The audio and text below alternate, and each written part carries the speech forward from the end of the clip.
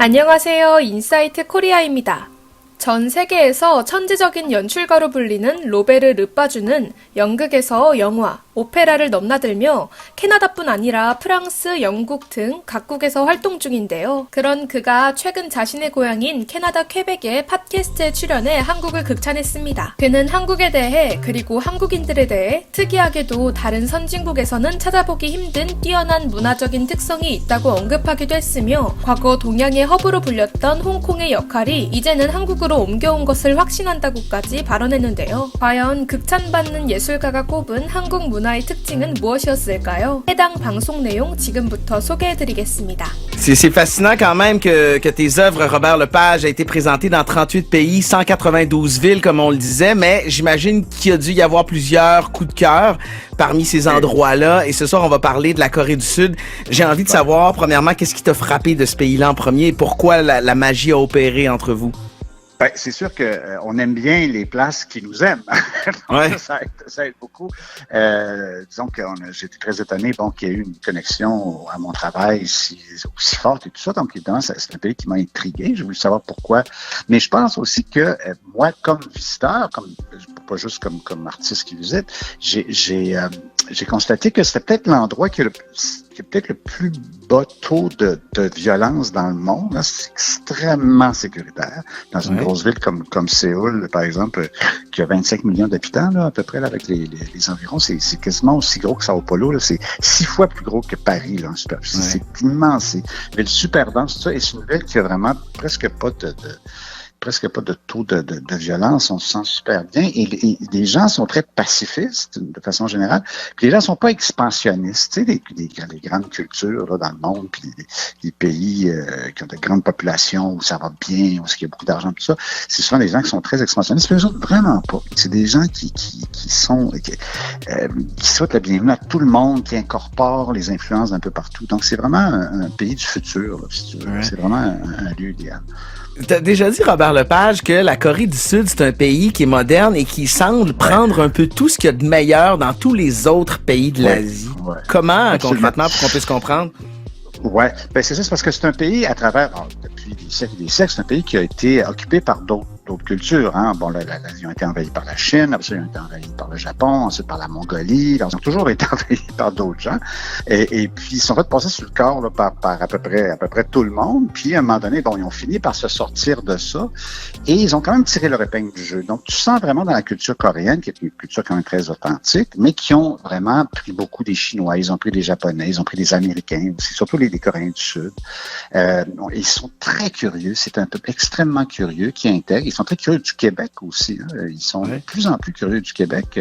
Pas juste de la fameuse Porte Rouge là, dans le vieux Québec. Là, il y a une émission qui s'appelle Goblin. Je ne sais pas si tu as déjà entendu parler de ça. Là, c'est une super télésérie qui a commencé en Corée du Sud et bon, maintenant c'est au Japon, c'est en Chine. C'est une des téléséries les plus écoutées. Et il y a une porte secrète dans cette télésérie-là. Les protagonistes, quand ils veulent se rencontrer dans un autre monde, ils ouvrent cette porte-là, puis ça débouche dans le Vieux-Québec. Ah. Et c'est une porte... Moi, j'ai une question. Comme on ne peut pas voyager en ce moment, Robert, j'aimerais ça que tu me décrives un paysage ou, tu sais, un moment où tu étais là-bas. Je veux sentir, je veux voir, je veux avoir le feeling. Oui. Ben, c'est un pays d'une grande modernité, OK? Puis la ville de Séoul, elle est à quelques kilomètres du fameux DMZ, là, la zone démilitarisée, en fait, qui fait la frontière, si on veut. C'est comme un no man's land qui fait la frontière entre la Corée du Nord puis la Corée du Sud. Et si tu regardes d'un côté, tu vois une ville et un pays extrêmement moderne, ultra moderne avec des buildings, puis tu sens vraiment que c'est le futur, puis tu regardes dans l'autre sens, et c'est ce que la Corée du Sud était avant, parce que la Corée du Nord, évidemment, est très peu développée, et ils ont ces fameux, ils ont des montagnes extraordinaires, ils ont un paysage absolument extraordinaire, sauf qu'ils ont ces fameuses villes vitrines. Alors, c'est des villes où il n'y a absolument personne, mais c'est des villes pour faire semblant que ça va bien du côté du côté nord. Alors, ça, c'est absolument hallucinant. Puis là, tu prends des longues vues, tu regardes des immenses buildings, des fois, puis des maisons où il n'y a pas de fenêtres, il n'y a pas de vitres, si on veut. Il y a des fenêtres, mais il n'y a pas de vitres. Il y a des chars de l'année parqués à la porte. Mais il n'y a personne, il n'y a absolument personne. Les seules personnes que tu vois bouger une fois de temps en temps, c'est des militaires là, qui vont tondre la pelouse. Et il y a aussi, dans toute la tradition, il y a aussi tous les palais, puis si on veut, la culture ancestrale là, de la Corée qui est aussi très, très belle. Mais c'est un pays extrêmement montagneux. Et même les grosses villes, les grandes villes, c'est un peu comme San Francisco, tu sais, parce qu'il y a les côtes, puis ils ont réussi, eux autres, ils ont pas choisi des lieux plats là, pour construire des villes.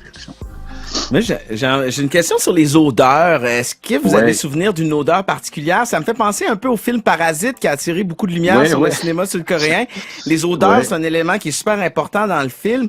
Mais globalement, c'est un film qui nous parle d'inégalité sociale. Premièrement, est-ce que vous avez un souvenir d'odeur? Et deuxièmement, est-ce qu'à Séoul, on sent l'écart entre les classes?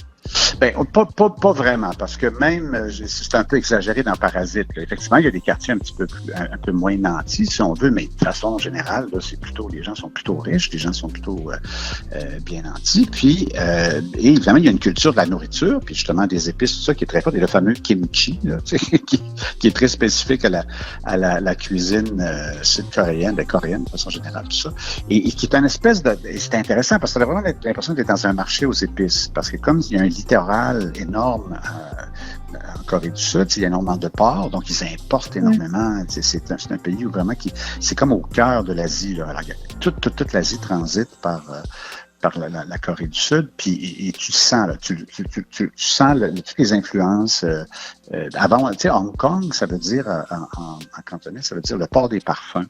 Et on dirait que le port des parfums a été déplacé vers la Corée du Sud. Tu comprends? C'est plus la Corée du Sud maintenant qui est le hub là, pour tout si on veut, les produits, les épices, le transport aérien, les bateaux, tout ça.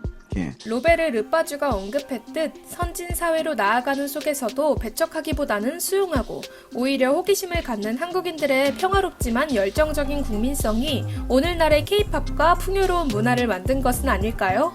앞으로도 한국인들의 호기심과 끊임없는 열정이 더 다양하고 더 따뜻한 문화들을 품어내기를 바라겠습니다. 지금까지 인사이트 코리아였습니다. 감사합니다.